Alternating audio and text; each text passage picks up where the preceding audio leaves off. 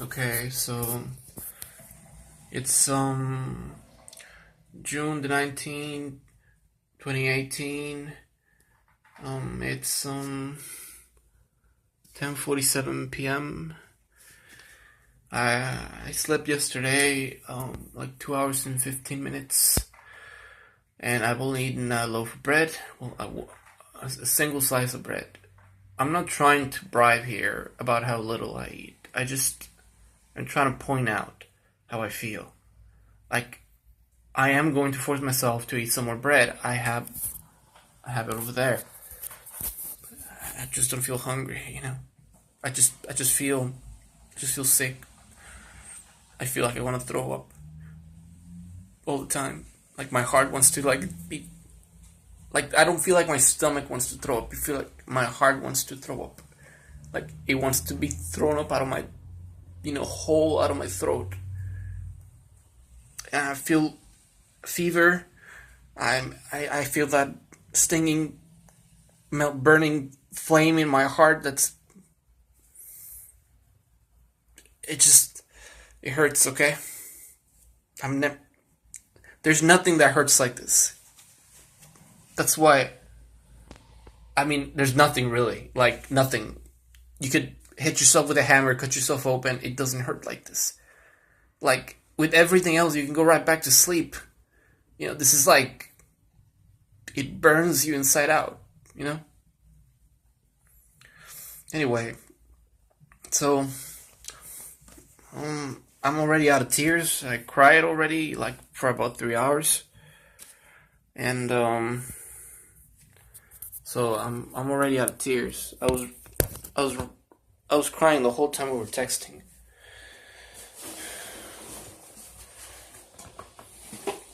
and I want to pray, and this feels very much sinful because there is a story in the Bible about these people that, in order to show how close they were to God, um, they would get on top of the podium or whatever and pray in front of everybody so that they would be seen.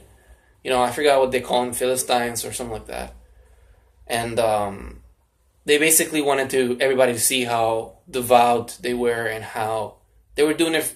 They were doing it for the street cred, for the, to be better than everybody, and for everybody to know and to be kind of worshipped and as a holier than them. Me recording, me praying, of course, very much so parallels that story, and it's true. But I just want to clarify that I'm not doing it for the attention, and I'm not doing it for the reputation, and I'm not doing it so that you think I'm so a holier man than, I don't. I'm not doing it to bribe you. I'm not doing it to. I'm recording this because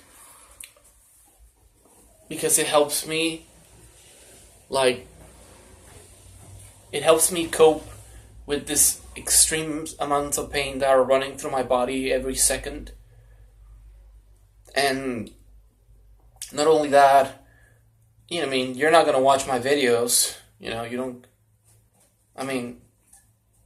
unless God got in you, maybe you'd get curious. Other than that, you'd probably avoid it. And you probably have people telling you to avoid it. You probably have people telling you, like, don't look at his stuff, like, he's trying to blackmail you, he's trying to play the pity card or something like that. I have no doubt you have people like that, including, like your older friends, like people that as moms and stuff like that.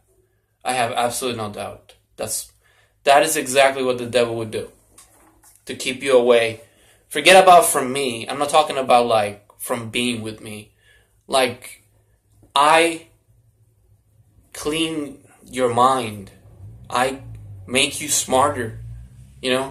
Like, that is the effect that me being around you has on you. Like, without me, you just think all the stupid things and make all these bad decisions. Like, not just bad, just straight up the wrongest, the worst decisions you can make. You make them when you're all alone. because you're lacking a lot of things that weren't put in you when you were a kid, your relationship with God, and the health of your soul and of your heart and of your brain. It's completely, you're very unhealthy. So, because you're very unhealthy, all I'm saying is, like, for example, think of anybody you think it's stupid. Anybody who you think is a stupid person. Do you think that they think, oh, okay, let me make a stupid decision? Or, oh, I'm going to comment to this and say something really stupid. Do you think that's how they think? Like, they think before they open their mouth or before they type, they think, I'm going to say something stupid. I'm going to do something stupid. No, they don't think that, Brand. People that are stupid, people who are stupid not because they want to be stupid, they're not doing it on purpose. It's a deficit of the brain. Like, a brain will think of an answer and it will follow a road, and another brain that is not working properly will get to an answer as well, but it will follow another road and go to the wrong answer. Your brain has that, and you're not the only one. Okay, pretty much everybody has that.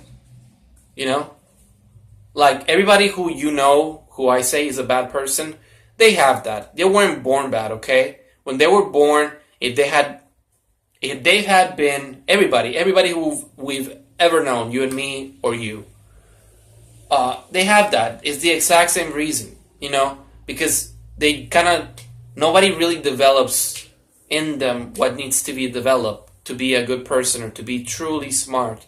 So, they just kind of go to school, they go to recess, and then they teach them math and where this country is in the map. All these things that they're not going to need, They're not going to go live in Uganda, okay? Like, they don't need to know where Uganda is. What they do need to know is what is the right thing to do, what is the wrong thing to do, what is the measure of a man, what is self-respect, how to treat a woman, how to treat a man, all these different things. I don't know where I was going with this. Oh, yeah. You're not the only one with this problem, Brandy. Everybody has it, okay? But, I mean, look at me. Look at me. I'm almost dead, basically. Look at me. Like, I know, perspective-wise, I look like I might have some muscle. I have no muscle. This is as thin as I get. This is fat, the little bit of fat that I have, and this is just like I'm so skinny that I'm up to where my muscle tissue's at. This is where my muscle tissue is. Like, the thinner it gets. Anyway, I am trying to change just one person, just trying to save one, from making all the mistakes you're making. And from yourself, what you're doing with your life, what you're doing with your time, and from what you're doing to Madden, because he really needs a lot of talking to, okay? Like, I know he's good, I know he's not going around killing animals, okay? But that's not good enough to be a good man. It's a very hard thing to do. Like, I know you might not think I'm good, but I try my best to be the best I can. I really do. And my parents didn't teach me how to be this way, They raised me like a normal person. My mom prayed a lot, Like, I don't know what it is about me, Am I smarter? Is my brain, when it was developing, when I was a fetus, did the connections connect better? Is it God that chose me? Because that's what I've been told, by people, that God gave me a special soul. And honestly, to be honest with you, to be frank, when he talks to me, in my head and in my heart, when I hear him talk to me, he did say that. He said that I'm made different.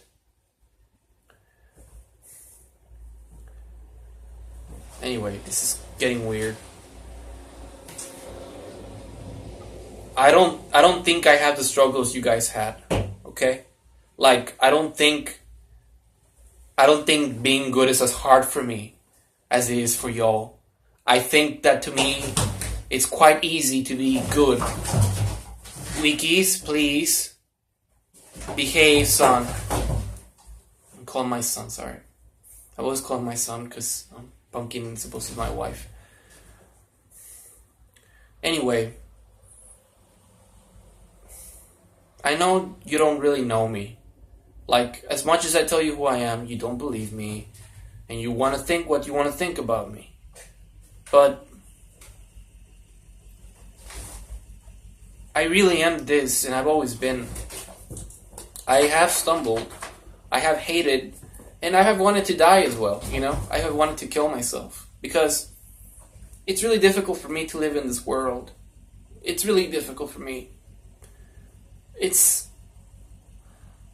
so much, like, I don't get any happiness, okay? Like, I don't have any fun going somewhere. Like, all I ever want to do, like, the only thing that brings me fun is taking care of other people and animals. Like, when we were staying up late and taking turns to feed our kittens that we rescued every time, because I'm very bad at waking up. You would wake me up, and you'll go to sleep, and then we were turning. I told you that you had to wake me up because I wasn't going to wake up with an alarm. And we would wake up and, like, be half asleep, like, feeding these kittens. That is the most fun I've ever had. To be able to serve somebody.